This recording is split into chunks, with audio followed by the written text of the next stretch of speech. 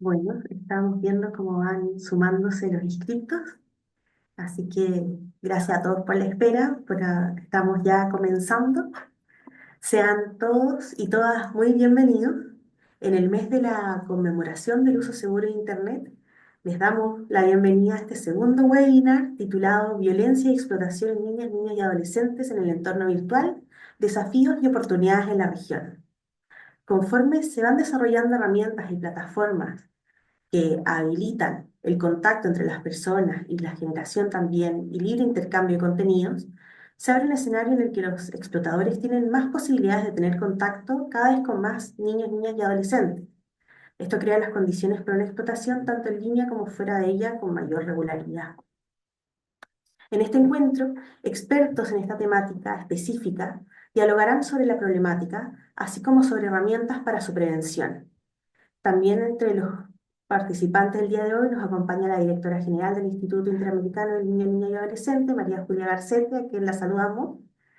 Y en el día de hoy específicamente, Gabriela Alarcón, consultora en incidencia para Child Found, y quien les habla, Teresita Poblete, coordinadora del Programa de Cooperación Interamericano para el Uso Seguro de Internet del INOEA, les estaremos acompañando durante este webinar para recibir sus consultas a través del chat y también transmitirlas a las expositoras. A lo largo del webinar también estarán recibiendo por ese mismo chat materiales de interés y una encuesta de satisfacción que les pido por favor que la respondan. Dicho esto, doy paso a las especialistas que presentarán los informes marco de esta actividad. La primera expositora es Alejandra Di Pierro, licenciada en Servicio Social y egresada en la licenciatura en Sociología, coordinadora del Programa de Cooperación Interamericano para la Prevención y Erradicación de la Explotación Sexual, Tráfico y Trata de Niños, Niñas y Adolescentes, con más de 10 años de experiencia en esta línea temática. A su vez es coordinadora del Programa Interamericano de Capacitación del Instituto Interamericano de Niño, Niña y Adolescente, y hoy nos presentará el informe sobre explotación sexual de niños, niñas y adolescentes como introducción y contexto de esta charla. Te damos la palabra, Alejandra. Muchas gracias. Muchas gracias, buenas tardes a todas y a todos. Muchas gracias, Tere, por la presentación. Es una alegría para mí ser parte de este webinar con las compañeras que estamos compartiendo, así que también agradecer a las personas que nos están acompañando. Voy a compartir mi pantalla, permiso. Tengo una breve presentación para compartir con ustedes.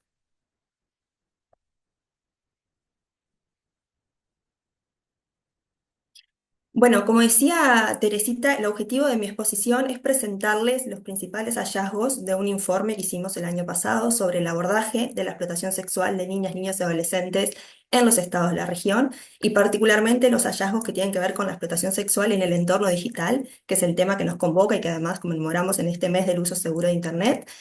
Pero antes de eso, me parecía importante poder compartir con ustedes también algunas reflexiones, algunos conceptos para asegurarnos que todos estamos teniendo como un entendimiento común del fenómeno cuando hablamos de explotación sexual en el entorno digital. Entonces, lo primero que cabe preguntarnos es qué entendemos por explotación sexual de niñas, niñas y adolescentes, y es la utilización de niñas, niños y adolescentes en actividades eróticas o sexuales a cambio de una retribución a la víctima y o a una tercera persona o varias. La explotación sexual de niñas, niños y adolescentes puede darse de diferentes formas, que es lo que se conoce como modalidades de explotación, y puede darse en diferentes espacios, que es lo que se conoce como escenarios de la explotación sexual. El entorno digital es uno de estos escenarios. Y esta es la primera precisión que me parece importante dejar clara en el día de hoy. El entorno digital es un espacio donde pueden ocurrir situaciones de explotación sexual u otras conductas que pueden derivar en situaciones de explotación sexual. Y las tecnologías de la información y la comunicación son un medio para cometer estas acciones.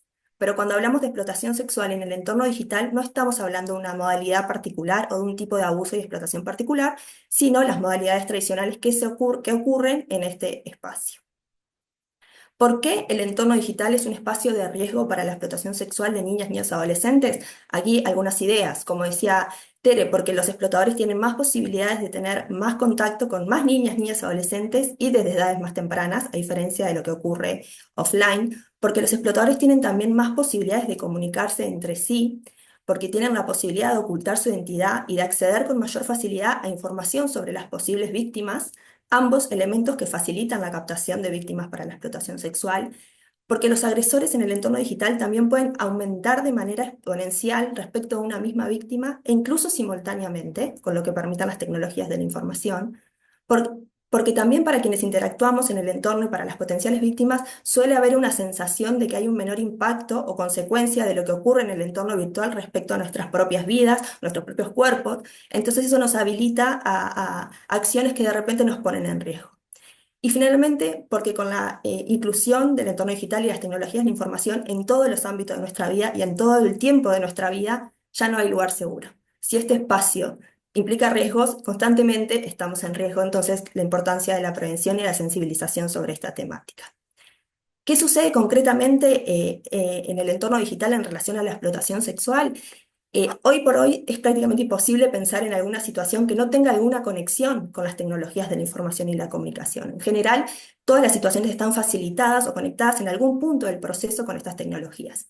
Sin embargo, hay una modalidad particular de explotación sexual que se ve ampliamente facilitada por el entorno virtual, el entorno digital, que es precisamente la explotación a través de la pornografía.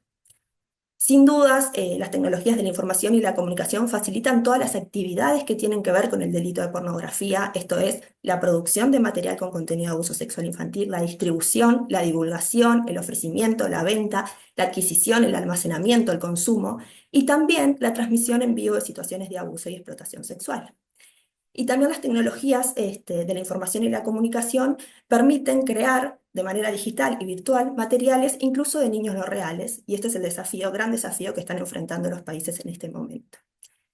También en el entorno digital suceden otras prácticas, otras conductas que no constituyen en sí mismas situaciones de explotación sexual, si pensamos en la definición que acabamos de compartir, pero que pueden ser antesala para la explotación sexual o que están en conexión con la explotación sexual y son los tradicionales procesos relacionados al grooming en línea, al sexting, a la extorsión sexual o a la exposición de contenidos sexuales nocivos para la edad de niñas, niños y adolescentes. Compartidas estas primeras reflexiones sobre qué entendemos entonces por explotación en contexto digital, sí voy a compartir con ustedes los principales hallazgos de este informe que realizamos el año pasado desde el Programa contra la Explotación Sexual, Tráfico y Trata del IN, por mandato de la Asamblea General de la OEA. Este informe tuvo como objetivo generar y presentar un panorama general del estado de situación actual del fenómeno de la explotación sexual de niñas, niños y adolescentes y su abordaje en los estados de la región desde una perspectiva integral. Y esto tiene dos implicancias. Por un lado, considerando todas las manifestaciones del fenómeno, es decir, todas las modalidades y todos los escenarios en los cuales se puede producir explotación sexual, y considerando también todas las líneas de acción, que son las líneas que entendemos que los estados deberían impulsar desde la política pública para considerar que tienen un abordaje integral del fenómeno. Prevención, persecución de delito, atención a víctimas. Las fuentes de esta información fueron un formulario de consulta que se remitió a los estados a través de nuestro consejo directivo y los informes que los estados presentan al Comité de los Derechos del Niño para dar cuenta del cumplimiento de las obligaciones asumidas en la Convención y sus protocolos facultativos. Finalmente, el informe contiene información de 8 estados, que son los que ustedes pueden ver ahí en la presentación, que fueron los estados que respondieron al formulario de consulta. Y la información que se recogió fue para el periodo 2019-2024. Aclarar las fuentes de información es importante no solo porque es importante que sepan de dónde sale la información que compartimos con ustedes, sino porque además implica una precisión metodológica que es necesario tener en cuenta. Nosotros, como les decía, consultamos a los integrantes de nuestro Consejo Directivo del IN, que son los órganos rectores en materia de infancia, pero pedimos que para responder el formulario consultaran, hicieran parte de la consulta a todas las instituciones que tienen responsabilidades en esta materia. Algunos estados así lo hicieron, otros no.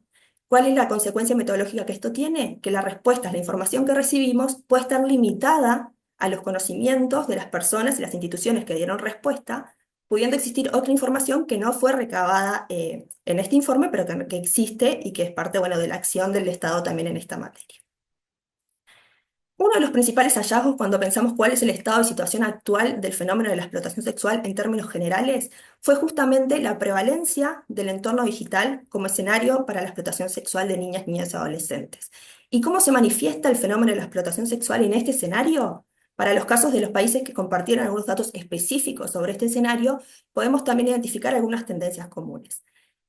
La mayoría de los delitos cometidos en línea están vinculados, como podríamos presumir, a la explotación a través de la pornografía y básicamente a dos acciones dentro de este delito, que es la producción de material y la adquisición de ese material. La mayoría de las víctimas son niñas, la mayoría de las víctimas tienen entre 13 y 17 años. Y acá hay dos elementos que solo nos compartió la Defensoría de los Derechos de la Niñez de Chile, pero que me parece importante traer a poner sobre la mesa porque son elementos que cabría profundizar en análisis respecto a otros países. La Defensoría de los Derechos de la Niñez de Chile nos señalaba que los delitos de ESNA online, así lo distinguen ellos, ESNA online y ESNA no digital, tienen más resoluciones en procesos judiciales y sentencias condenatorias que los delitos que se constituyen fuera de línea, y que en cuanto a los imputados conocidos, en los delitos cometidos online, los imputados son hombres y mujeres en igualdad de proporciones, a diferencia de lo que ocurre en los delitos cometidos offline, donde la mayoría de los explotadores e imputados son hombres. Entonces son dos datos que parece importante traer porque, como les digo, parece importante profundizar en análisis sobre cómo se manifiesta este fenómeno. Voy a pasar esos datos para respetar el tiempo. Algunas buenas prácticas y desafíos que identificamos en el abordaje específicamente de la explotación en el entorno digital. Como un avance, los ministerios vinculados a las tecnologías de la información y la comunicación están formalmente integrados a los espacios de coordinación interinstitucional que existen en los países para abordar este tema. Todos estos avances que tengo, que les estoy compartiendo, van a estar asociados a algunos desafíos que permanecen. Se destacan particularmente dos experiencias en Canadá y en Guatemala que cuentan con espacios de articulación específicos para el abordaje de la explotación sexual en el entorno digital.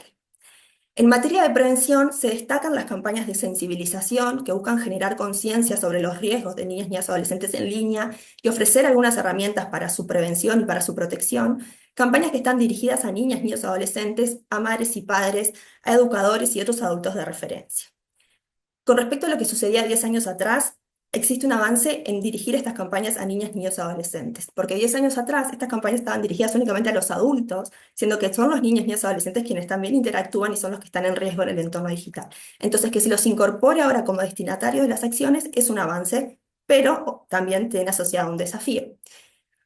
Un ejemplo de Canadá, señalar simplemente como buena práctica, Canadá da cuenta de unas experiencias de articulación con el sector privado, las pocas experiencias que se mencionaron, con compañías de juegos en línea que buscan generar conciencia sobre los riesgos que niñas, niños y adolescentes se enfrentan en estos juegos y mejorar las estrategias de prevención y protección, y también la articulación con la academia para comenzar a incluir estos temas en la formación de futuros programadores para que ya desde el diseño se pueda tener en cuenta esta protección.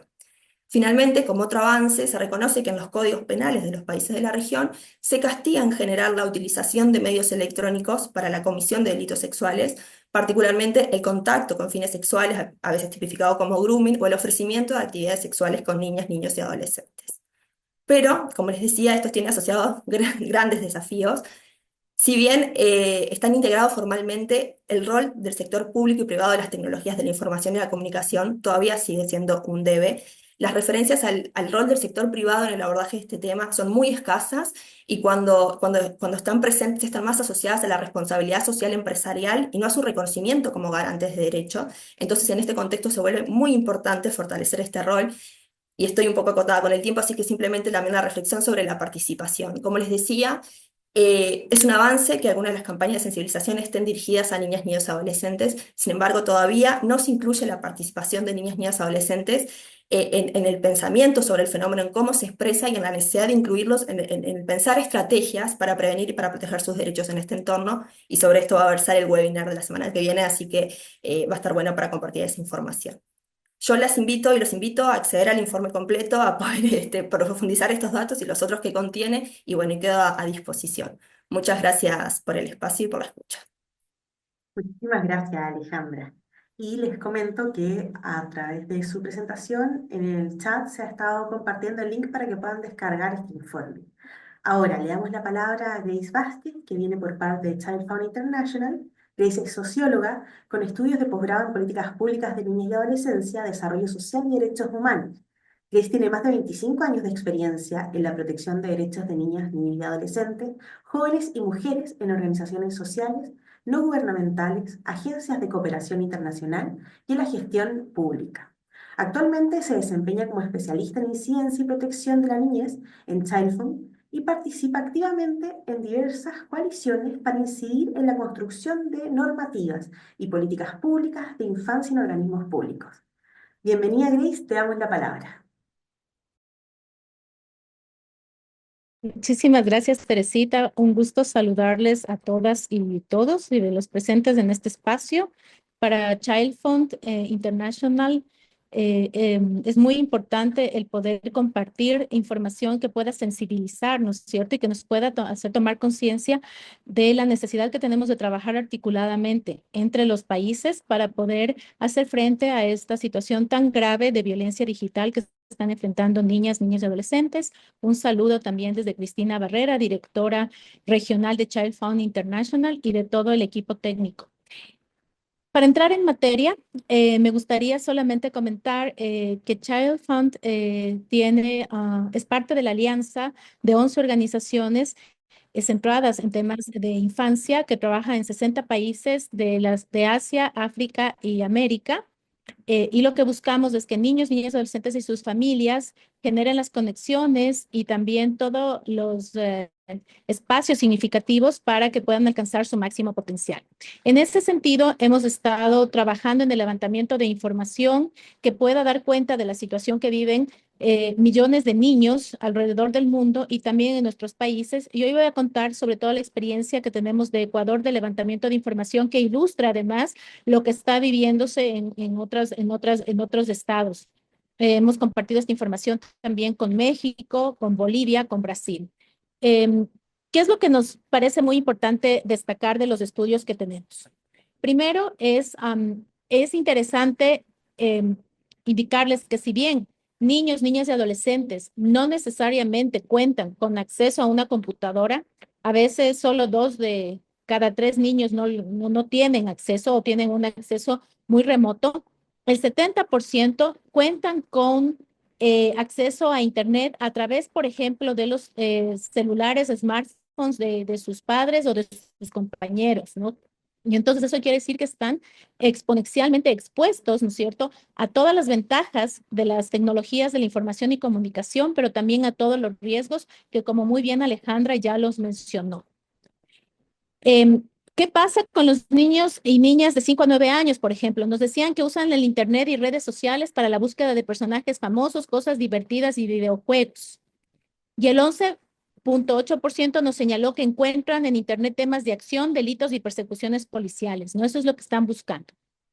En cambio, el tema de adolescentes pasa porque usan principalmente las redes para conocer sobre historias, chistes, personajes famosos, juegos en video, pero también y sobre todo para procesos de socialización en línea, acceso a eventos, información sobre fiestas y conciertos, y también a buscar pareja y enamorarse. Ese ha sido también uno de los temas que nos mencionaba.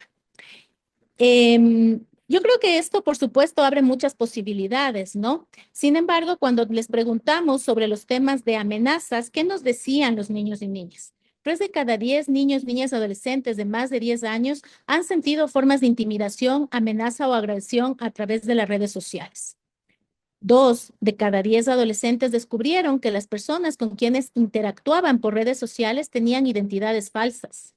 Y 4 de cada 10 niños y jóvenes han recibido invitaciones a través de las redes sociales a encontrarse físicamente o a compartir información. Tenemos un testimonio, por ejemplo, de Martín, de 14 años, que nos decía que conoció a alguien en un juego en línea. Le dijo que tenía su misma edad y que podían ser amigos. Él lo que nos decía, jugábamos juntos y hablábamos todos los días a través de las redes sociales y a través de la red del juego, ¿no es cierto? Después comenzó a pedirme fotos y a insistir en que nos viéramos. Me decía que no pasaba nada y que ese era nuestro secreto, que algo no le parecía bien, así que le contó a su hermano mayor y juntos revisaron el perfil y descubrieron que era un adulto haciéndose pasar por un adolescente. Entonces, estas historias son muy repetitivas en el levantamiento de información que hicimos. Respecto, por ejemplo, a temas como el ciberacoso, 1 de cada 10 adolescentes nos mencionó que ha sido víctima de comentarios y o memes ofensivos sobre sus ideas, apariencias, gustos, creencias u opiniones. 3 de cada 10 niños y adolescentes han sido víctimas de acoso y violencia de forma frecuente en las redes sociales y 50%, es decir, la mitad, no sabía quién le estaba agrediendo. 2 de cada 10 adolescentes mayores de 13 años ha visto imágenes y o videos explícitos con contenido sexual, sobre todo a través de su teléfono móvil, 58% por accidente, 16% a propósito, 14% prefieren no responder y 11% no sabe cómo les llegó esa información. Respecto del ciberacoso, ¿no es cierto? Teníamos un testimonio de Sofía que nos decía que todo empezó cuando ella subió un video bailando a su red social. Unos compañeros del colegio comenzaron a dejar unos comentarios, ella nos decía muy feos, burlándose de su forma de bailar y de su apariencia. Lo que nos dijo que al principio intentó ignorarlo, pero luego hicieron un grupo en el que le insultaban y compartían fotos de ella con mensajes hirientes. Me sentía muy mal, no quería ir al colegio, pensé en borrar mi cuenta y pensé en borrarme, decía, de la vida, ¿no? Así ese fue un poco su expresión. Lo que le ayudó fue contarle a su mamá en algún momento lo que le estaba pasando y eso de alguna forma ayudó a que pueda recibir apoyo, ¿no es cierto? Pero finalmente tuvo que cambiarse del colegio porque efectivamente la presión era tan fuerte que ella ya no quería asistir al mismo. Respecto a la exposición en los contenidos sexuales, muchos de estos contenidos llegan por redes sociales comunes como Facebook, WhatsApp, Messenger. Bueno, ahora ya casi no se usa el Messenger, pero todas las redes medias homólogas en las que están los niños y niñas. Y Valentina, de 16 años, nos comenzó a contar que en un grupo de su escuela, ¿no es cierto?, del colegio, algunos chicos empezaron a compartir fotos de niñas, de sus compañeras sin su permiso y a comentar sobre sus cuerpos. Y un día pusieron una foto sobre ella con comentarios desagradables. ¿Cuáles fueron sus sentimientos? Sentirse humillada y con miedo de que todos los de su colegio la vieran. Entonces, lo que en este momento consideramos que es importante es primero generar una conciencia sobre lo que está sucediendo, ¿no es cierto?, a través de las redes sociales, con un agravante, y es que también lo que muchos de los niños, niñas y adolescentes que entrevistamos nos comentaron, es que efectivamente no saben a quién acudir cuando suceden estas situaciones. Am, no saben a quién acudir en su hogar, pero muchas veces cuando acuden, por ejemplo, a sus padres, madres, hermanos, tampoco saben ellos y ellas cuáles son las rutas, por ejemplo, para denunciar estos casos o para obtener ayuda. Entonces hay un importante esfuerzo ahí que realizar para que efectivamente se pueda conocer lo que está pasando, pero también que podamos trabajar mucho con los sistemas de protección locales para poder dar respuestas. Otro de los testimonios que nos llamó la atención y que es una puerta de entrada para situaciones de vulneración de derechos tiene también que ver con el sexting, ¿no es cierto? 3 de cada 100 adolescentes con los que nosotros entrevistamos habían enviado sus fotos o videos íntimos a alguien. El 57% prefiere no contestar cuál fue su motivación y el 14% nos dijo que estaba de moda. Sin embargo, 5 de cada 100 niños y adolescentes que compartieron sus fotos recibieron ofertas de dinero u otro a cambio de estas fotos o videos íntimos, o de más fotos y videos íntimos. Y el 54% fueron ofrecimientos de una persona desconocida. Sin embargo, casi el 20% recibió de una persona conocida o de un amigo. Esto, por supuesto, es una realidad que los expone a la captación para la explotación sexual y la producción de imágenes y videos con contenidos de abuso sexual. Camila, de 15 años, nos comentaba que un chico que conoció en las redes sociales le empezó a hablar bonito, decía ella, ¿no? Me comenzó a hablar bonito, me decía que yo era especial y que confiara en él. Después de un tiempo le pidió una foto íntima. Al principio, dice, dudé, pero luego me insistió tanto que terminé enviándosela. Luego comenzó a pedirme más, amenazándome con compartir la foto si no le hacía caso. Sentí mucho miedo, mucha vergüenza y no sabía qué hacer. ¿Qué produce, no es cierto, todas estas violencias digitales? Primero, autoestima, pérdida de confianza, inseguridad, no solamente en el ámbito digital, sino físico. Y además, esto también conlleva una serie de problemas en la escuela, pero también en su propio desarrollo psicoemocional. Si bien se han hecho muchos esfuerzos en los últimos años en todos nuestros países para poder identificar los casos de violencia y abuso sexual digital contra niños, niñas, adolescentes, todavía vemos cómo va creciendo alarmantemente este problema en todos nuestros países. Y además, tomando en cuenta que en muchos ya no solamente hay un consumo, por ejemplo, de material de abuso y violencia sexual contra niños, niñas, adolescentes, sino también de producción. Y hablamos ya de delitos transnacionales, por eso la importancia de trabajar con el Instituto Interamericano del Niño, Niña y Adolescentes para precisamente fortalecer estas alianzas entre los países que nos permitan dar una respuesta más articulada. En esa medida, y solo para concluir, yo creo que es importante entender que la violencia en el mundo virtual es tan real como la que se ejerce fuera de él. Muchos padres y madres siempre no importa, es solamente internet, no pasa nada. Pero en realidad las afectaciones emocionales en la salud mental, pero también físicas, con los riesgos latentes de la captación, hace que nos tomemos en cuenta lo que decimos. La violencia en el mundo virtual es tan real como la que se ejerce fuera de él.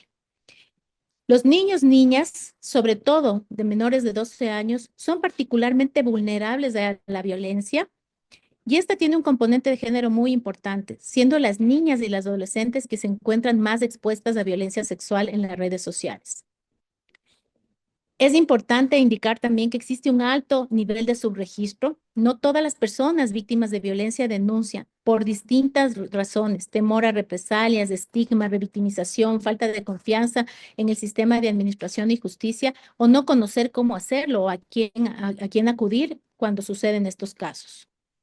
Las violencias sexuales y digitales no siempre son identificadas por las víctimas, o sea, no, por eso es importante ir trabajando en que, y en lo que hizo, por ejemplo, con mucho acierto Alejandra al inicio, identificar, ¿no es cierto?, conceptualizar, entender de qué estamos hablando cuando hablamos de violencias sexuales en el mundo digital.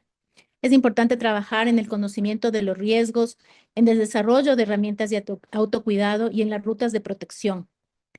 Eh, pues no podemos desconocer, ¿no es cierto?, la presencia de estos actos de vulneración, pero también es importante entender que es el conjunto de actores que están alrededor de niños, niñas y adolescentes quienes pueden ayudar a crear redes de apoyo para dar asistencia, ¿no es cierto? En el caso de las personas que son víctimas, trabajar muchísimo en el tema de la prevención, no solo esperar a que suceda, sino trabajar mucho en los temas de la prevención con información, con conocimiento, con formación, pero sobre todo empoderando a niños y niñas y adolescentes con herramientas que les permitan el autocuidado. La navegación en línea suele ser un ejercicio solitario. Yo estoy al frente de una computadora, en un teléfono, en una tablet y navego por las redes sociales, lo hago de forma individual. Entonces es importantísimo trabajar en las herramientas de autoconocimiento. Es un poco para contextualizar y matizar lo que ya muy bien Alejandra nos contó con los testimonios de los niños, niñas, adolescentes y con lo que ellos nos contaron de lo que están viviendo en las redes sociales. Muchísimas gracias, Teresita. No, muchísimas gracias a ti, Grace. Eh, bueno, luego de estas exposiciones le doy la palabra a mi compañera Gabriela Alarcón para que continúe con la estructura del webinar. Gaby, te Muchas escuchamos. gracias, Teresita, muchas gracias. Gracias a todos quienes nos acompañan. Y bueno, luego de estas interesantes presentaciones, es para mí un honor presentar a nuestras panelistas de esta tarde, que son de primer nivel y que reflexionarán sobre sus experiencias en torno a esta temática. Mónica Villalaz, fundadora y presidenta de la Fundación Vida Segura, es licenciada en Publicidad por la Universidad de Panamá. Tiene una maestría en Marketing Digital en la Universidad Autónoma de Madrid, un diplomado en Mediación y Protocolo de Intervención en Centros Escolares por la Universidad de Córdoba. Adicionalmente, ha realizado cursos de intervención en la adicción de nuevas tecnologías por la Universidad Camilo José Cela. También curso virtual de ciudadanía digital, promoviendo la navegación segura por parte de niñas, niños y adolescentes por el INE. Tiene más de 20 años de experiencia en plataformas digitales en Europa y Latinoamérica. Es pionera en Panamá y Centroamérica en sensibilizar sobre temas de ciudadanía digital y ciberseguridad para niñas, niños y sus familias. Bienvenida, Mónica. Ahora damos paso también a Ana Cecilia Pérez, quien nos acompaña. Ella es especialista en ciberseguridad, privacidad y cooperación internacional. Socia directora de Capa 8 y líder del Comité de Ciberseguridad de Aleti. Dirige iniciativas de escuelas ciberseguras y familias ciberseguras, además del Festival de Ciberseguridad para América Latina. Es representante de Amity en temas de seguridad. Es conferencista y consultora con una amplia experiencia en estrategias de protección de datos, concienciando en seguridad digital y colaboración público-privada para el fortalecimiento de la ciberseguridad en Iberoamérica. Y ahora tenemos a nuestra siguiente panelista, Jessica Leslie. Desde Child Fund International, es la directora de programas de protección en línea, donde lidera la estrategia para el desarrollo técnico de programas para prevenir y combatir la explotación y el abuso sexual en línea de niñas, niños y adolescentes, o SEAC. Jessica se unió a Child Fund con más de 18 años de experiencia, liderando programas globales y nacionales para abordar temas de violencia sexual, la violencia doméstica, la trata de personas y la desigualdad de género. Antes de unirse a Child Fund, fue directora de operaciones clínicas para América Latina de Trevor Project, donde lanzó y dirigió los servicios de crisis en la región. Previamente fue vicepresidenta de los servicios a víctimas del RAIN, la organización más grande en Estados Unidos que trabaja contra la violencia sexual, donde lideró las operaciones de la Línea Nacional de Asalto Sexual y otras líneas de ayuda multilingües. Finalmente, Jessica es peruana y estadounidense, habla español, inglés y francés y es la mamá de 3 niñas de edad escolar. Muchísimas gracias. Ahora te doy el paso, Teresita. Muchas gracias, Gabriela, y a todas las panelistas que nos acompañan hoy. Arrancamos con los bloques temáticos. Les recordamos a cada panelista que tienen 5 minutos para responder la pregunta y a su vez también animamos al público a que dejen sus preguntas a las panelistas porque luego de esas breves presentaciones va a haber un espacio para que podamos compartir y profundizar algunas de las cosas que se expusieron. Entonces, les recuerdo que el orden de exposición va a ser primero Mónica Díaz, luego Ana Cecilia Pérez y finalmente Jessica Leslie. La primera pregunta de este bloque número 1.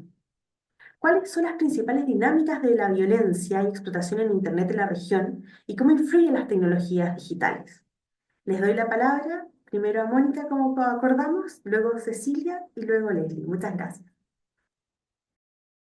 Buenas tardes, muchísimas gracias. Agradezco en primer lugar por la invitación a participar en este webinar y poder compartir nuestras experiencias con el público y las panelistas. Pues sí, la explotación sexual de niños, niñas y adolescentes en el ámbito digital ha crecido de manera alarmante en nuestra región latinoamericana. Las tecnologías han facilitado nuevas formas de violencia y explotación con redes criminales que operan a nivel transnacional y con los menores expuestos a estos riesgos desde edades cada vez más tempranas, como acaban de mencionar Alejandra y Grace, ¿sí? Entonces, las dinámicas principales que nosotros podemos encontrar en la violencia y explotación son el grooming, que son adultos que manipulan a menores en línea con el fin de explotarlos sexualmente. Se ha visto sobre todo un aumento en las redes sociales, en los videojuegos, en las diferentes plataformas digitales que existen y que los niños y adolescentes utilizan de manera frecuente, ¿no? Otro de las dinámicas principales que podemos encontrar es la sextorsión, que son explotadores que obtienen imágenes íntimas de menores y luego los chantajean para obtener más contenido o favores. Por otra parte, también existe lo que es la producción y difusión de material de abuso sexual infantil que se ha aumentado, incluso se ha triplicado la cantidad de este material que se ha detectado en nuestra región latinoamericana. Y en este caso, pues, tenemos en cuenta a esta serie de informes de organismos especializados. Por otro lado, también tenemos lo que es la trata de personas con fines de explotación sexual en línea, que son redes de trata que utilizan Internet para captar, trasladar y explotar a las víctimas. En este caso, pues también existe algo que quizás no lo tengamos tanto en el radar, pero sigue existiendo y que es la violencia sexual digital entre pares.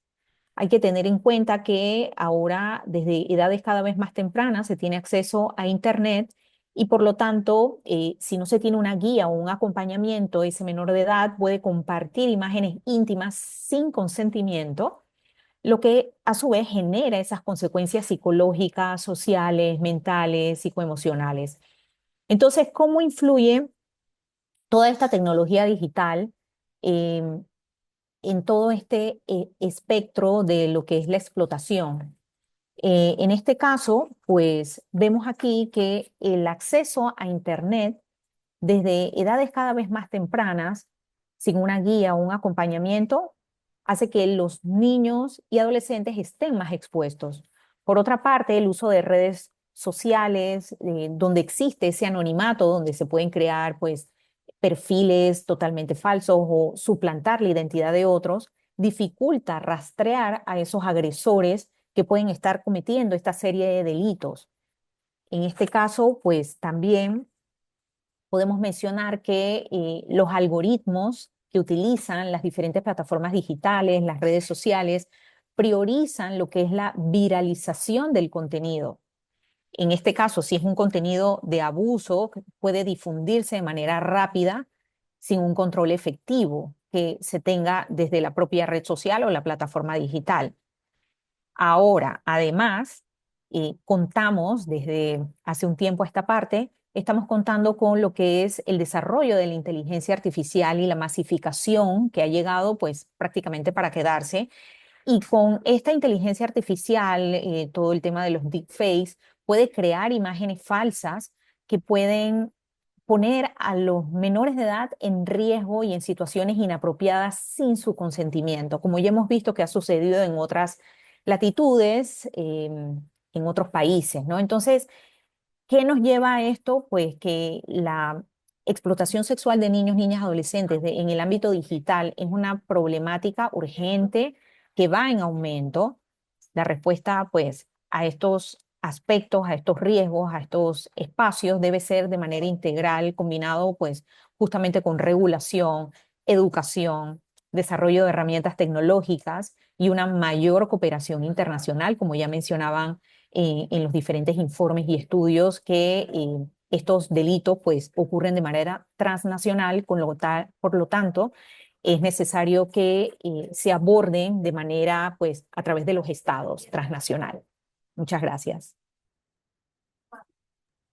Muchísimas gracias, Mónica, que representa el día de hoy a la organización Vía Segura. Ahora le damos la palabra a Ana Cecilia Pérez de Capa 8. Hola a todos, muchísimas gracias. Gracias al Instituto por la invitación. Para mí es un gusto estar aquí, pero sobre todo porque me parece que este tipo de conversatorios son muy relevantes para la época en la que estamos viviendo, en donde tenemos que abordar estos temas con total seriedad, pero sobre todo con total apertura y conciencia. Porque tenemos que entender lo que está ocurriendo y muchas veces cuando hablamos de niños, niñas y adolescentes, pues tenemos que recordar que a los primeros que tenemos también que educar es a los padres de familia, que muchas veces por la falta de educación, por la falta de conciencia, pues también cometen prácticas que abonan, digamos, a estas dinámicas de violencia y explotación en Internet. Un caso importante que a mí me gustaría resaltar es esta tendencia que hoy ya es muy conocida y que se ha abordado ya en diferentes reportajes importantes. Tiene que ver con las Run Mom Accounts o básicamente traducido de manera literal al español, las mamás que gestionan las cuentas de los perfiles de sus hijas. Esto sucede principalmente en Instagram, en donde, por ejemplo, el hecho de estar compartiendo fotos de las niñas y estar, digamos, contribuyendo con material, pone en riesgo, muchas veces sin que las mamás lo sepan, pone en riesgo la privacidad de las hijas, empiezan a ver que empiezan a tener un gran número de seguidores y acaban incluso comercializando suscripciones a este tipo de cuentas. Es un tema que no se aborda mucho, pero que sí existe, que está presente y que cada vez es mayor. Entonces es importante, les comparto, yo hace unos días publicaré aquí en el chat una columna que escribí al respecto, en donde incluso una muchacha que sufrió y que vivió este tipo de eventos, en donde la mamá cada vez le pedía más fotografías, pues con poses de insinuación sexual, con menos ropa, etcétera. La relación entre la mamá y la hija, conforme la hija fue creciendo, se volvió cada vez más de tipo comercial que de tipo familiar, como debiera de ser. Y muchas veces se nos olvida que como padres de familia deberíamos de ser los primeros en salvaguardar la privacidad de nuestros hijos. No por ser nuestros hijos, tenemos el derecho a publicar todo acerca de ellos ni a violar su privacidad. Entonces, esta es una de las principales dinámicas que hoy veo que están ocurriendo. Por supuesto, muchas de las que ya comentó mi compañera Mónica, pero también quisiera abordar que, pues, por ejemplo, en términos de trata de personas y captación digital, este es otro tema relevante, ¿no? Hoy existen redes de criminales que usan plataformas sociales para captar víctimas de trata sexual y laboral. Solo en 2023, el 41% de las víctimas de trata en América Latina fueron reclutadas a través de redes sociales. Esto a través de un reporte que emitió la Oficina de las Naciones Unidas, la UNODC, en 2024. Por otro lado, y que también mencionó Mónica hace un momento, no podemos olvidar que las tecnologías siguen avanzando a pasos agigantados y estos deepfakes de inteligencia artificial pues están siendo aprovechados de manera importante. Entonces, en México, por ejemplo, hubo un caso hace unos meses muy sonado que les comparto de un muchacho en una universidad. eh, Fue almacenando, coleccionando fotos de sus compañeras. Con el apoyo de las plataformas de inteligencia artificial, lo que hizo fue modificarlas y venderlas a sitios de contenido sexual, de pornografía. Muchachas, además, todos ellos en edad, por ejemplo, de preparatoria, de entre 15 y 18 años de edad, menores de edad, que además sin su consentimiento, estas fotos fueron manipuladas, fueron vendidas. Afortunadamente se identificaron por la policía cibernética y hoy este muchacho está cumpliendo una pena precisamente por este delito. De acuerdo también a Amnistía Internacional, un 38% de las mujeres en América Latina han sido víctimas de algún tipo de violencia digital, incluyendo amenazas como la difusión de imágenes privadas, ¿no? Y digamos que yo creo que este tipo de temas sí los tenemos que abordar, tenemos que crear conciencia y tenemos que entender que, la presencia que hoy tenemos con las plataformas digitales, con Internet, con los videojuegos y con las redes sociales, lo único que han hecho es aumentar, digamos, la superficie de ataque en la cual estos actos de violencia y explotación pues ocurren mucho más fácil, muchas veces con un anonimato que, por supuesto, abona a que los cibercriminales puedan hacer este tipo de actividades con mayor libertad. Y estas dinámicas de violencia, pues tenemos ya que poner todos manos a la obra, tanto en términos regulatorios, pero también desde casa, en términos de conciencia y educación. Y me gustaría abordar más temas, pero si no, estaría un poco repitiendo lo que ya Mónica compartió. Muchísimas gracias. Muchísimas gracias, Ana Cecilia. Ahora le damos la palabra a Jessica Leslie de Child Fund. Gracias. Muchísimas gracias a todos, todas y todas. Es un gran honor estar acá hablando sobre este tema tan importante y la violencia y la explotación infantil en Internet ha aumentado de manera preocupante en los últimos años. Por eso estamos aquí hablando sobre este tema. Y la pandemia aceleró la exposición de niños y niñas a estos riesgos. Y ya que pasaron más tiempo en Internet sin supervisión adecuada. Las principales dinámicas que ya han mencionado mis colegas, Ana y Mónica, ah, de esta problemática incluyen la producción, distribución y el consumo de material de abuso sexual infantil, el grooming, extorsión, el reclutamiento a menores para redes de trata y explotación sexual. Y las tecnologías digitales han transformado la manera en que estos delitos se cometen. Plataformas como redes sociales, videojuegos en línea y aplicaciones de mensajería son utilizadas para agresores para contactar a niñas, niños y adolescentes para generar confianza y manipularlos con fines de explotación. Y en muchos casos los menores mismos, como hemos hablado, son convencidos de enviar esas imágenes íntimas que luego son utilizadas para coaccionarlos en redes clandestinas. Y uno de los mayores desafíos es el anonimato y la encriptación que permiten las plataformas digitales. Los agresores pueden operar con impunidad utilizando la dark web, servidores en el extranjero, criptomonedas para distribuir contenido de explotación sin ser rastreados fácilmente.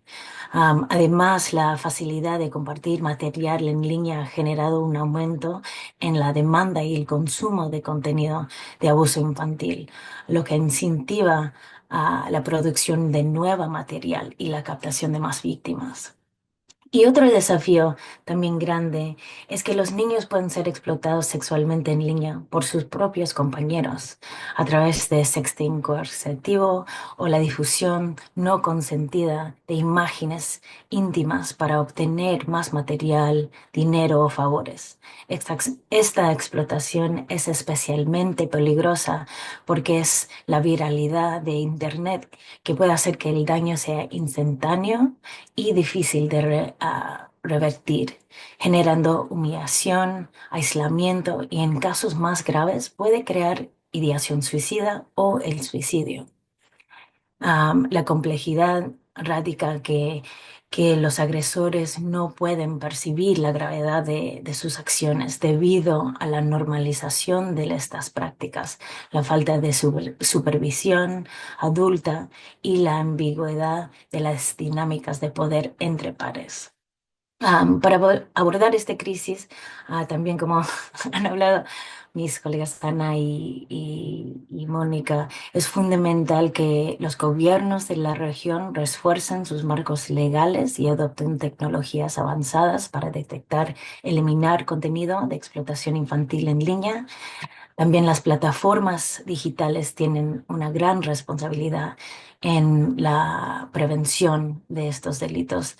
Deben mejorar sus mecanismos de detección, reforzar la verificación de edad y agilizar la eliminación de contenido de abuso sexual. Muchas veces los sistemas de denuncia son ineficaces, lo que deja a las víctimas en una situación de desprotección. Y finalmente, la educación digital es clave para la prevención. Es esencial que los niños, niñas, familias, educadores tengan herramientas para reconocer y responder ante situaciones de riesgo en Internet. Las campañas de concientización deben enfocarse en enseñar a los menores sobre la privacidad en línea, la importancia de no compartir información personal con desconocidos y a veces con conocidos, y qué hacer si se sienten amenazados.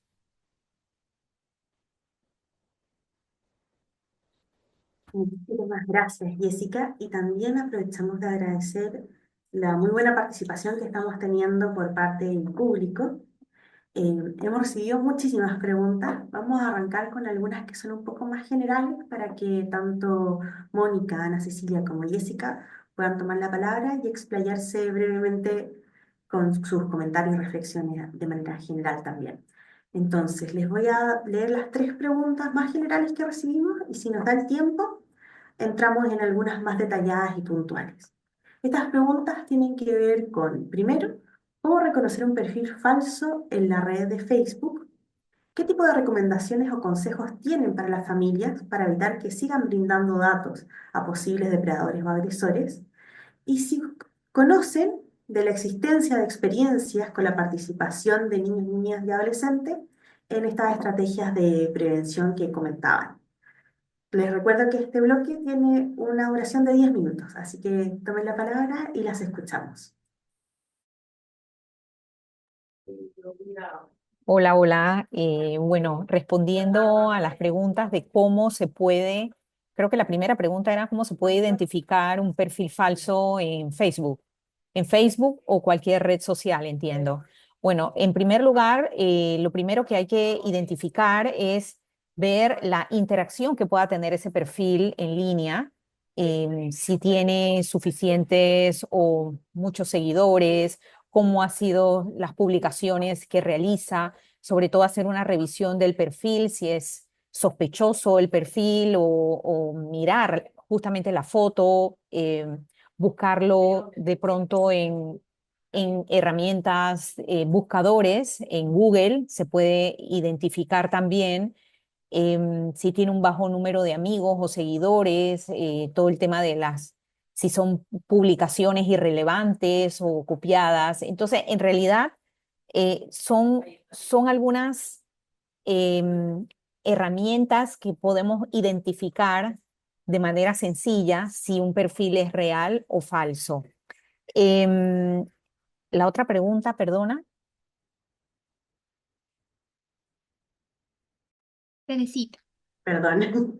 Recomendaciones o consejos para las familias para evitar que sigan brindando datos a posibles depredadores o agresores. Sí, bueno, rápidamente. Aquí lo principal que nosotros podemos brindarles a las familias es consejos de que conozcan cuáles son las funcionalidades que tienen las diferentes aplicaciones que tienen sus hijos descargados en sus dispositivos celulares y que puedan conocer cómo configurar la privacidad, la seguridad, la protección ellos también para que conozcan esa información y poderla enseñar a sus hijos.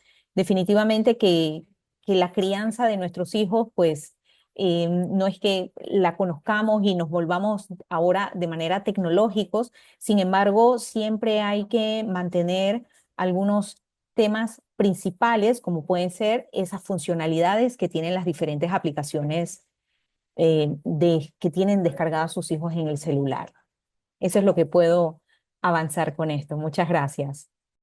Muchas gracias, Mónica. Ana Cecilia y Jessica, si quieren compartir también de su expertise. Veo que hay una pregunta que me gustaría aprovechar para responder que menciona sobre el caso que comenté de México, en donde preguntan si hay alguna legislación específica con respecto a inteligencia artificial. Y la verdad es que creo que ese es parte del gran trabajo que nos queda por andar. Actualmente México no cuenta con una legislación, digamos, específica que regule de manera integral la inteligencia artificial. Sí ha habido una gran cantidad de iniciativas legislativas, pero ninguna ha avanzado, digamos, a ya ser una iniciativa de ley. Sin embargo, sí me gustaría resaltar que ya hay propuestas, por ejemplo, como es la Ley para la Regulación Ética de la Inteligencia Artificial y la Robótica, que se presentó en abril de 2023 y que busca sobre todo establecer lineamientos éticos para el uso de la inteligencia artificial y la robótica en México. Eso incluye además, que también me parece relevante, pues la creación de un Consejo Mexicano de Ética en la materia. Otra iniciativa relevante es la ley federal que regula la inteligencia artificial, presentada en febrero de 2024, que también propone, entre otros aspectos, la clasificación de los sistemas de inteligencia artificial según su nivel de riesgo y la supervisión por parte del Instituto Federal de Telecomunicaciones. Y adicionalmente, en México existe la Alianza Nacional de la Inteligencia Artificial, que en mayo del año pasado publicó la propuesta de la Agenda Nacional de la Inteligencia Artificial para México, que cubre de 2024 al 2030 e incluye diversas recomendaciones para establecer precisamente un marco regulatorio que promueva la integración responsable. Eh, Está penado, sí, todo el tema de sexting, de pornografía infantil, y por eso es que este chico del caso que les comenté, hoy se encuentra así cumpliendo una sentencia, pero como tal, una legislación específica todavía está en proceso de que sea revisada y de que sean aprobadas las diferentes iniciativas de ley que se han ido presentando. Muchas gracias, Ana Cecilia. Jessica, al igual que Ana y al igual que Mónica, puedes contestar estas preguntas generales o alguna otra que haya estado llegando a lo largo de estos minutos a través del público. Te escuchamos. Muchas gracias. Sí, gracias. Quería abordar el tema de identificar cuentas falsas.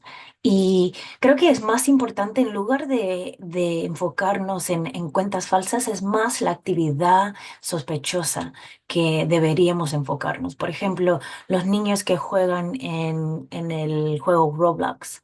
Una de las maneras en que los agresores se acercan a los niños es darle Robux, que es como dinero dentro del juego donde pueden comprar diferentes cosas dentro del juego, pero así se van ganando la confianza a los niños y ahí no tienen, no están viendo si la cuenta es falsa o no, es más la actividad donde tenemos que enfocarnos y en eso tenemos que hablar con nuestros hijos. Otra cosa que es, bueno, una forma de prevenir también esta forma de violencia es también tener conversaciones abiertas con nuestros hijos, porque una cosa que sí hemos visto en los niños que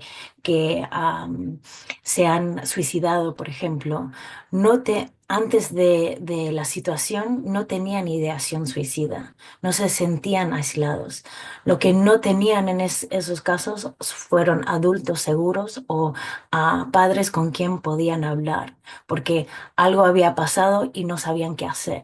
Entonces, eso también es una cosa muy importante, tener conversaciones abiertas y que los niños saben que si algo pasa, pueden hablar contigo, con otro adulto seguro, para ver cómo pueden abordar el tema o la situación. Entonces, eso también es muy importante porque podemos enseñarles todas las cosas, pero si algo pasa, porque son niños, siempre pasan cosas, si algo pasa, tienen que tener un lugar seguro donde pueden hablar el tema, donde pueden sentirse seguros y para decir y explicar lo que pasó, para después encontrar tal vez una manera de arreglarlo. Muchísimas gracias, Jessica. Y por temas de tiempo, sabemos que han seguido llegando muchísimas preguntas sumamente interesantes.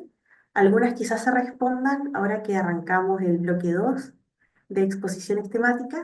Y si ven que su pregunta aún no ha sido resuelta, pueden volver a mandarla en el chat porque vamos a estar atentas tanto Gabriela como yo para hacérsela llegar a nuestras panelistas. Así que, Gaby, te doy la palabra.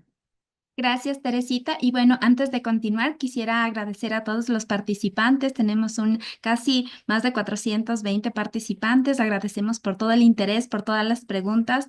Y bueno, pasamos a la siguiente parte y vamos con la pregunta, recordándoles a cada panelista que tienen 5 minutos, por favor, para comentar su experiencia y luego abriremos la sección de preguntas del público para profundizar ciertos aspectos tratados.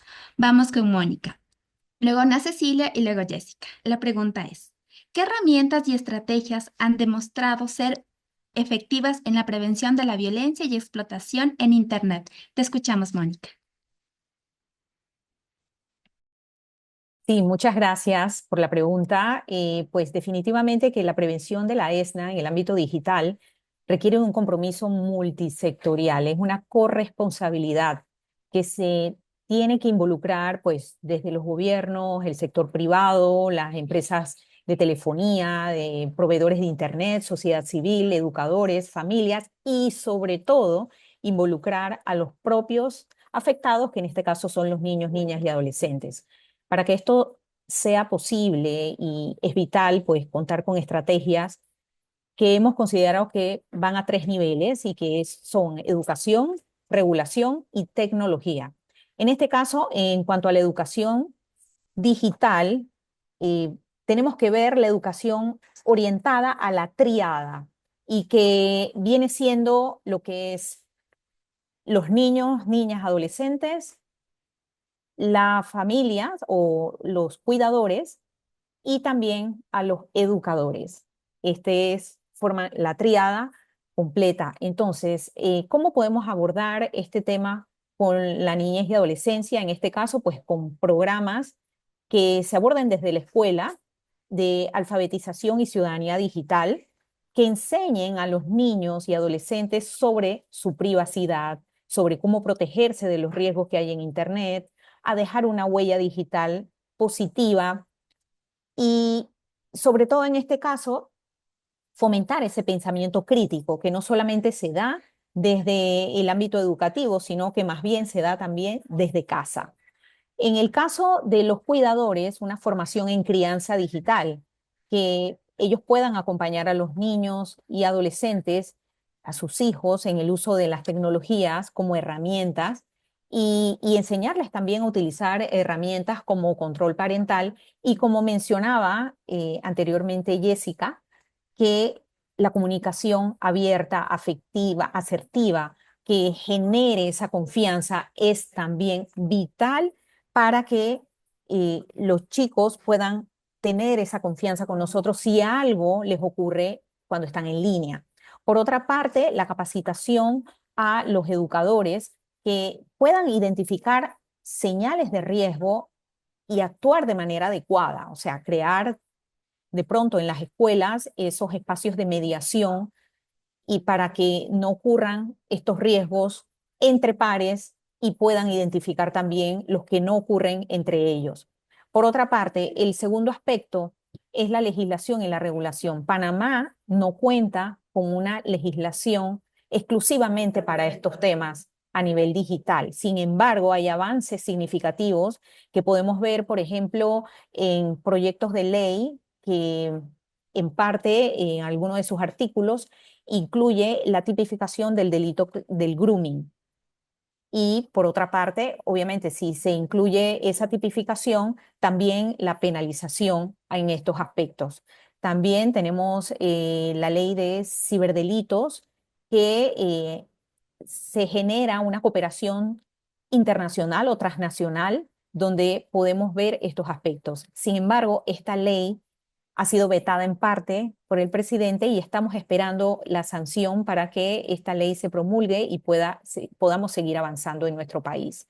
Por otra parte, el uso de herramientas tecnológicas como la propia inteligencia artificial que nos pueda ayudar a detectar y eliminar pues, contenido de material de abuso que podamos encontrar en la red. O sea, no veamos a la inteligencia artificial ni la satanicemos, sino que utilicémosla a nuestro favor. En este caso, también otro de los aspectos que podemos ir avanzando es la creación de campañas de sensibilización permanentes en el tiempo, no campañas de sensibilización puntuales como solemos hacer en nuestros países, sino de manera continua para que puedan calar en la sociedad y generar de verdad un cambio de conciencia. Entonces, yo considero que no hay una única solución en este aspecto, pero creo firmemente que la combinación de educación, regulación y tecnología ha demostrado ser la clave en la prevención de estos aspectos y, por supuesto, la protección de la niñez en los entornos digitales es una corresponsabilidad que tenemos entre todos los actores involucrados y que exige una acción inmediata y sostenible en el tiempo. Muchas gracias. Muchas gracias, Mónica, por tu intervención. Ahora damos paso a Ana Cecilia Pérez. Ana Cecilia, te escuchamos. Gracias. Pues yo coincido con Mónica. Para mí, yo tengo una frase que les voy a compartir, donde la educación es indispensable para hacer de Internet un lugar seguro, amable y respetuoso para todos. Y la verdad es que esa es para mí la pieza fundamental. Ahora, ¿en qué diferentes ramificaciones podemos dividir la educación? Pues la educación desde los más chiquitos. He tenido la oportunidad y la fortuna de que muchos colegios no, me den la confianza de ir y dar talleres a padres de familia, a niños desde primero de primaria. Y la verdad es que en muchos colegios nos han abierto la puerta para ir y platicar con los niños, pero son pláticas que un poco tomando la referencia que acaba de decir Mónica, que son como puntuales de una vez en el tiempo y no es una educación continua la que hoy sí ya creo que tienen que tener los niños en temas de ciberseguridad, civismo, higiene digital, entre otros, porque hoy las plataformas digitales ya forman parte de su entorno, forman parte de su vida diaria. Pero no nada más a los niños, y como lo comenté en mi participación anterior, a los padres de familia también tenemos que educarlos. Hoy hay padres de familia que le tienen miedo a la tecnología. Y le tienen miedo a la tecnología y dicen, mis hijos son mucho más hábiles que yo, entonces que ellos resuelvan. Y entonces automáticamente se aíslan y no conversan con sus hijos de estos temas. Y la verdad es que ese es el primer cambio de paradigma que en términos de mentalidad de padres de familia, tutores, familiares, de hoy, los menores de edad, pues tenemos que cambiar en términos de qué estás jugando, cómo se juega, involucrarnos, entenderlo y a partir de esa apertura y de esa comunicación, hablar también de los riesgos, que se sientan en confianza de platicar con los adultos de estos temas. En estos talleres que les comparto que he tenido la oportunidad de dar, les voy a poner un ejemplo, imagínense un escenario en donde estoy con 40 chiquitos de entre 8 y 9 años de edad. Y cuando llego y les pregunto, ¿quién de ustedes tiene redes sociales? Todos levantaron la mano. Y entonces, y les pregunto, ¿y qué tipo de redes sociales manejas? Ah, yo Instagram y TikTok y YouTube y aparte tengo mi WhatsApp y aparte Facebook. Oigan, ¿ya alguno de ustedes sabe cuál es la edad recomendada para el uso de las redes sociales? Y la mayoría se sabe la teoría. Y te pueden decir que, a lo mejor unos te lo dicen bien, que la edad recomendada por las mismas plataformas de redes sociales son 13 años de edad, y otros te dicen 15, 18 años, pero saben que no es su edad. Y entonces cuando sé yo que estoy hablando con chicos de entre 8 y 9 años de edad y les pregunto, oigan, y platíquenme, ¿quién de ustedes tiene 13 años? Y por supuesto nadie levanta la mano y aumento la edad y nadie levanta la mano. Y entonces les pregunto, oigan, ¿y entonces cómo crearon ustedes sus cuentas de redes sociales si además saben que no están en la edad y que si hubieran puesto su edad real, probablemente no tendrían esa cuenta? Pues déjenme decirles que el 60% sus papás les ayudaron a dar de alta esas cuentas de redes sociales y les ayudaron a mentir. Y eso nos pone además en otro problema, porque si son víctimas de algún tema de acoso, la misma plataforma, cuando lo queramos reportar, va a decir, es que perdón, pero tu niño de entrada no debería estar utilizando esta red social porque no es la edad recomendada. Entonces ustedes mintieron. Eso por un lado. El otro 40% dio de alta sus cuentas de redes sociales sin que sus papás sepan que están activos en Internet. Y cuando llega la pregunta de cuántos de ustedes han tenido interacción con un adulto, pues de esos 40 niños, imagínense desconocido, que les hizo preguntas, etcétera, ¿cuántos de ustedes lo comentaron o lo compartieron con sus padres de familia, con sus tíos, con sus abuelitos o con sus profesores? De esos 40 niños, me acuerdo perfecto, dos levantaron la mano. Y solamente dos, que ni siquiera es el 10%, sí les comentaron a sus papás que habían sido contactados por un adulto extraño. Entonces, la educación, pero sobre todo la confianza y esta comunicación que debemos de tener con nuestros hijos se vuelve fundamental. Porque puede haber regulaciones, pero si esto no existe, que es el primer paso, las regulaciones no van a servir para nada. Y si como papás no entendemos que además también el comportamiento de nuestros hijos, por ejemplo, este niño menor de edad que les conté que modificó las imágenes de sus compañeras con inteligencia artificial, pues estaba haciendo trata de personas y estaba generando contenido pornográfico que es un delito.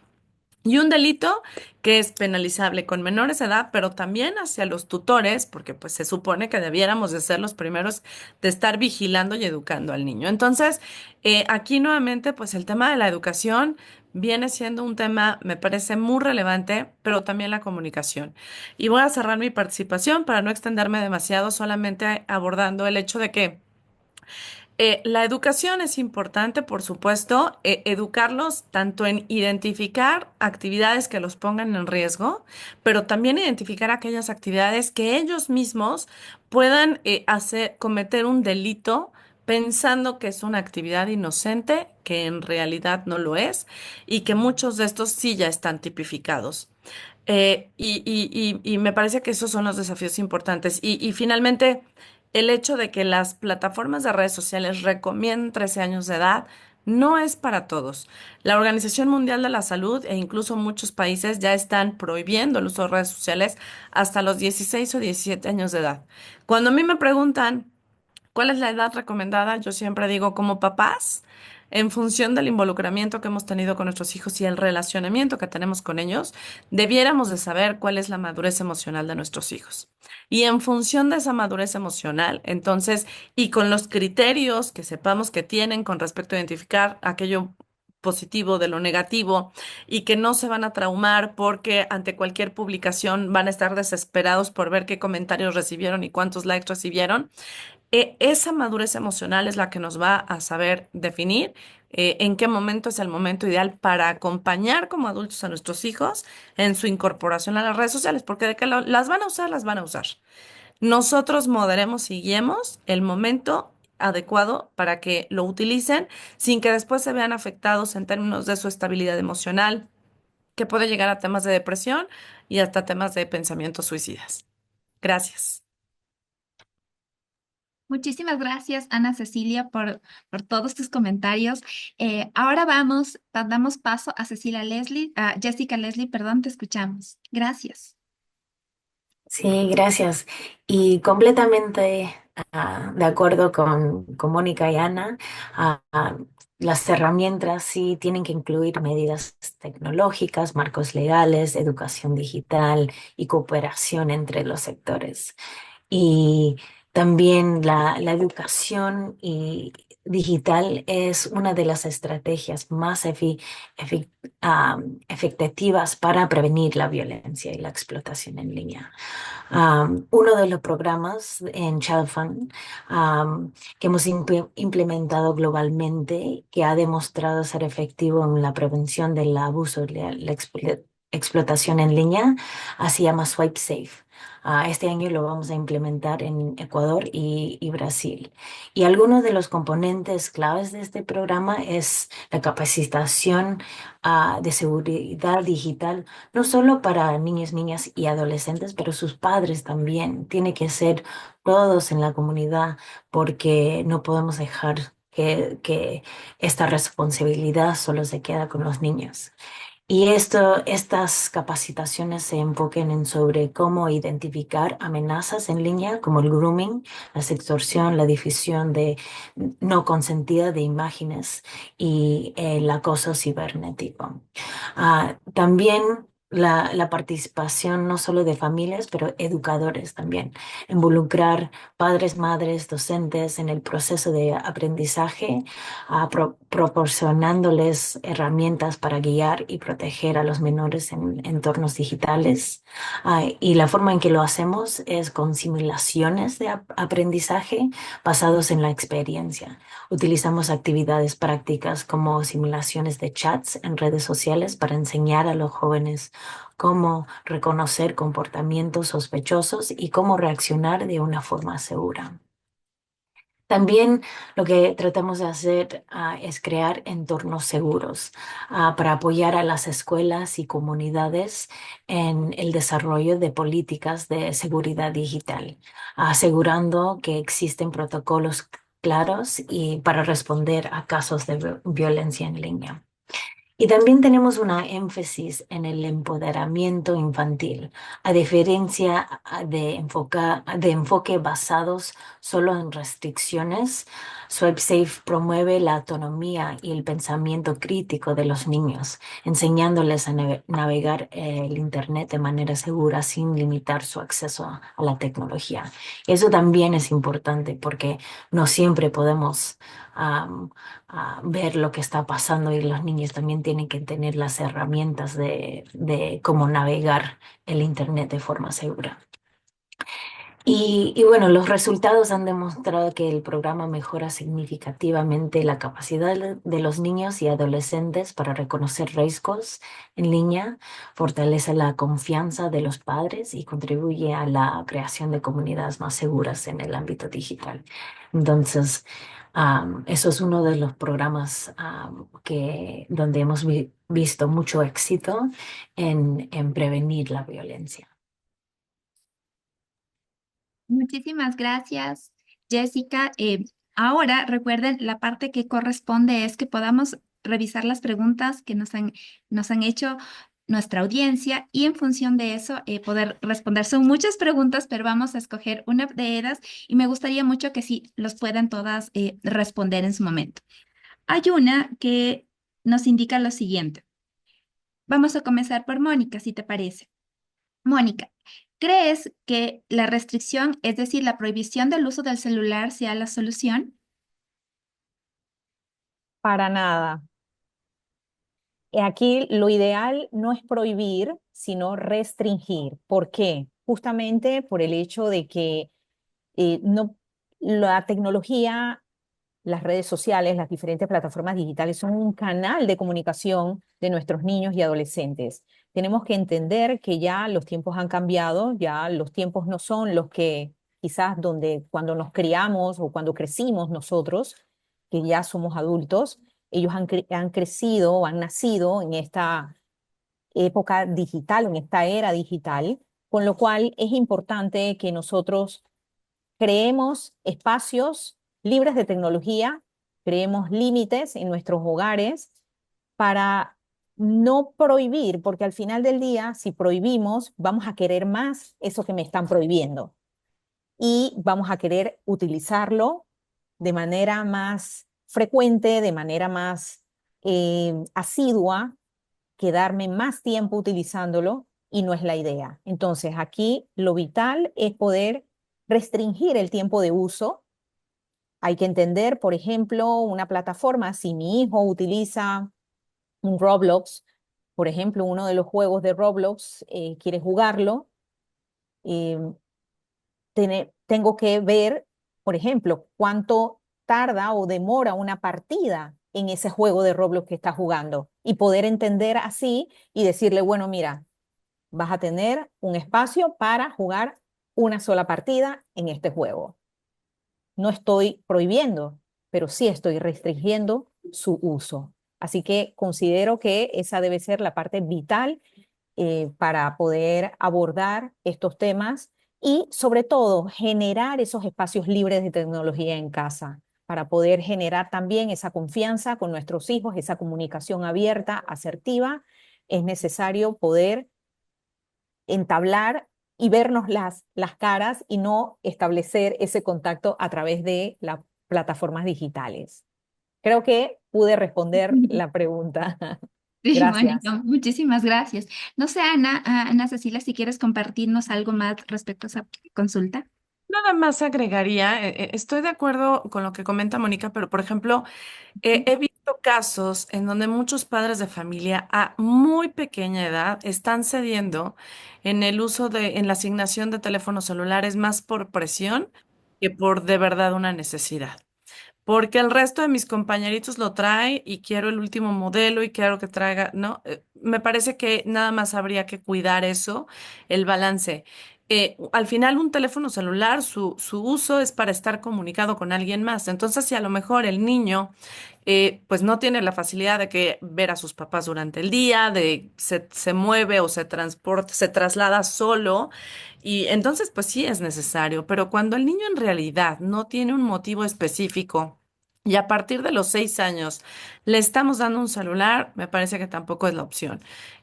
Al final, probablemente en casa tenga una tableta, tenga una computadora, etcétera, ya ahí lleva juegos, etcétera, pero sí creo que hay que medir el por qué se lo estamos dando. ¿Hay una necesidad específica detrás o estamos cediendo ante una presión social?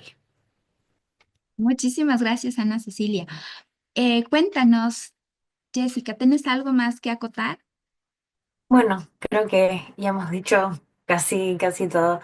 Am, pero, bueno, una cosa que sí creo que es importante es enseñarles a nuestros hijos a navegar de manera segura, sin restricciones excesivas, como han mencionado Mónica y Ana, que les permite también aprovechar las oportunidades educativas y sociales de la tecnología, porque siempre tiene que ser un balance. Como Ana mencionó también, a los 6 años no hay necesidad de estar en redes sociales. Entonces sí tenemos que pensar cuál es la meta del uso de la tecnología. Y después también enfocarnos en el pensamiento crítico de los niños que les ayude a distinguir información confiable y a evitar engaños y manipulaciones en Internet. Y así podemos encontrar un balance de las oportunidades que crean el Internet y una forma de manejarlo de forma segura. Muchísimas gracias, Jessica. Bien, ahora vamos con una última pregunta, si les parece. Igual lo que vamos a hacer es participa primero Mónica, Ana Cecilia y Jessica. Gracias. Una pregunta de nuestro público. Si no está regulado el uso del IA, ¿cómo abordan en estos casos? ¿Cómo abordan esos casos? ¿Qué garantías se pueden ofrecer y cómo entonces se está penando estas acciones? Te escuchamos, Mónica. Sí, bueno, en el caso, por ejemplo, de Panamá, existe un proyecto de ley ahora mismo que se está discutiendo en la Asamblea Nacional de Diputados y lo que hace es que regula lo que es el uso de la inteligencia artificial, el uso y explotación de la inteligencia artificial, o sea, crear empresas. No tenemos una regulación como tal y por tanto, aquí en Panamá no está penado, por supuesto, porque no está tipificado en el Código Penal situaciones de uso exclusivamente de la inteligencia artificial. Sin embargo, eso no quiere decir que en nuestro Código Penal no estén tipificados otros delitos que puedan estar relacionados. Entonces, quizás por ahí viene la pregunta, porque sé que en nuestros países de Latinoamérica prácticamente no tenemos una legislación sobre inteligencia artificial de su uso indebido. Sin embargo, aquí volvemos a lo mismo, es principalmente tener y contar con educación, establecer cuáles son las configuraciones o el uso indebido que se le pueda dar a este tipo de tecnología y sobre todo en casa. Siempre lo vemos desde las sesiones, jornadas que brindamos desde Fundación Vida Segura aquí en Panamá, a padres, escuelas, donde los valores y principios no cambian. La tecnología puede venir, puede abrumarnos, puede llegar con una vorágine de diferentes cambios, ¿verdad? Porque hace unos años atrás estábamos hablando, por ejemplo, de redes sociales y que era el boom y los videojuegos y todas estas cosas, pero hoy día el boom es inteligencia artificial, los deepfakes. Entonces, nosotros tenemos que ir a eso. Ninguna tecnología se ha creado para hacer daño, es el uso que nosotros le damos a ese tipo de tecnología lo que crea esos riesgos. Por consiguiente, si nosotros como adultos responsables que tenemos a cargo el cuidado y protección de personas menores de edad, que son nuestros hijos o las personas que pues tengamos a nuestro cuidado, menores de edad, tenemos que conocer cuáles son esas herramientas y cuáles son esas configuraciones y esos espacios que nos van a permitir utilizarlo de manera segura. Generar en ellos, como decía Jessica, ese pensamiento crítico. Eso es vital. Número uno, valores y principios. Y número dos, generar ese pensamiento crítico. Por ahí creo que pude responder a la pregunta. Muchísimas gracias, Mónica. Te escuchamos, Ana Cecilia. Yo no quisiera repetir lo que menciona Mónica, estoy muy de acuerdo con lo que acaba de compartir, pero sí agregaría en el tema de educación y que va muy relacionado con esta pregunta, que a quienes también hay que educar es a los legisladores, a todos aquellos que son responsables de escribir políticas públicas y que muchas veces desconocen el tema y hemos llegado a ver en México particularmente iniciativas de ley que muchas veces tienen lagunas, que no son claras, que no tienen total conocimiento de lo que están hablando y y que además a la hora de escribir política pública, legislaciones, regulaciones, tiene que haber un tema de ética y de derechos humanos que es importantísimo que no se violen, porque la verdad es que me parece que la línea es muy chiquita entre una y la otra cuando escriben iniciativas de ley en donde hemos visto que está el riesgo incluso de interferir o afectar los derechos humanos. Pero la educación a los legisladores me parece fundamental. Muchísimas gracias. Ana Cecilia, te escuchamos, Jessica. Y gracias. Y también para no repetir, porque estoy completamente de acuerdo, la legislación es importante porque las empresas tecnológicas también tienen la responsabilidad de implementar y mejorar sus sistemas de detección y eliminación de contenido relacionado con abuso sexual, infantil en línea. Y realmente la forma de hacerlo es con leyes, con cambios, legislativas. Entonces, eso también es muy importante porque aunque tenemos campañas para hacer los dos, educar también a las compañías tecnológicas, lo que hemos visto es que estos cambios no vienen si no hay cambios en la ley. Entonces, por eso también es muy importante porque las compañías tienen las herramientas. Estas herramientas existen ya para detectar y eliminar este contenido, pero todavía existe. Entonces, eso nos dice, y nos da más información sobre la importancia de la legislación. Muchísimas gracias, Jessica. Alejandra, ¿quieres compartirnos algo? Sí, gracias. Permiso que estoy participando en este segundo bloque, pero es súper interesante el intercambio, me despertaron muchas ideas y quería también poder aportar en relación a algunas de las cuestiones que están planteadas acá y también en el chat. Esto de la inteligencia artificial es cierto que los cambios van antes que la legislación, que la política pública en muchos países no está tipificado como tal, pero como planteaba Ana Cecilia, sí está tipificado en todos los países el delito de producción de material con contenido de abuso sexual infantil. Y la inteligencia artificial es una herramienta para esa creación como otras. Entonces, sí se puede tipificar desde ese punto de vista como la creación de material. Cuando las legislaciones incluyan la utilización, se utilizará también ese tipo delictivo, se sumarán penas, etcétera. Pero también no quedarnos siempre en que si no está la legislación no hay otras formas, o muchos de estos delitos vinculados a la explotación sexual ya están de alguna manera regulados. Y por otro lado, un poco también lo que planteaba ahora Jessica, que me pareció interesante en términos de prevención, la postura de parte del INI y del programa de explotación en particular es siempre hablar de la garantía de derechos como principal mecanismo de prevención. Entonces, todo esto que señalaban de educar para una ciudadanía digital, para un buen uso de Internet, y también sobre los riesgos, pero también promover los derechos a principio y no solo siempre llegar cuando estamos hablando de vulneraciones. Y en esto último que traía Jessica ahora también señalar, la importancia de reforzar la obligación de los estados, de todas las instituciones públicas y privadas que hacen parte de los sistemas de protección y del sector privado en la garantía de derechos. Porque si no, solamente corremos el riesgo de recaer sobre niñas, niñas, adolescentes y sus familias en la responsabilidad de los cuidados y las garantías cuando el Estado y el sector privado tienen una clara responsabilidad. Entonces, bueno, quería compartir eso. Muchas gracias. A ti, muchísimas gracias, Alejandra, por tus puntualizaciones muy acertadas. Bueno, para cerrar este espacio de reflexión, es fundamental recordar que la lucha contra la explotación en el entorno digital requiere un enfoque integral. No es responsabilidad solo de las familias o de los propios niñas, niñas y adolescentes, sino de todos los actores, gobiernos, plataformas digitales, organizaciones de la sociedad civil y de la comunidad en general. Es clave, en este sentido, fortalecer la cooperación, mejorar la respuesta institucional y garantizar mecanismos eficaces de protección y denuncia. Pero sobre todo debemos reconocer y promover la participación activa de niñas, niños y adolescentes en la construcción de soluciones, escuchar sus voces y sumar sus perspectivas. No solo es su derecho, sino también una estrategia crucial para crear estos entornos digitales más seguros y protectores. Muchísimas gracias a las personas que nos han acompañado y te paso, Teresita, la voz. Muchas gracias, Gabriela.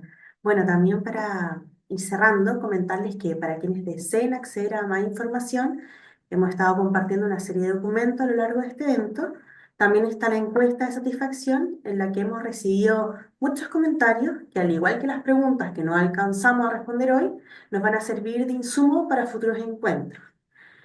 Dicho esto, también comentarles que en esa misma encuesta ya hemos recibido algunas respuestas y hemos leído varios comentarios que hablan de la importancia de destacar la voz de niños, niñas y adolescentes como una falencia. Por eso les invitamos a nuestro próximo webinar, que es el de cierre de este mes conmemorativo, que se realizará en la plataforma Zoom, al igual que este. En este webinar, el próximo martes, profundizaremos sobre la participación de niños, niñas y adolescentes en el diseño de iniciativas de promoción del uso seguro de Internet. Va a arrancar a las 13 horas en México, 14 horas Ecuador, 16 horas de Uruguay. Y por último, también obviamente darle un fuerte agradecimiento a las panelistas que nos acompañaron el día de hoy con sus muy interesantes participaciones y reflexiones, y agradecer también al público tan participativo que estuvo conectado hasta este momento. Muchísimas gracias de corazón y seguimos trabajando por un entorno digital más respetuoso y seguro para los niños, niñas y adolescentes. Seguimos en contacto, cuídense.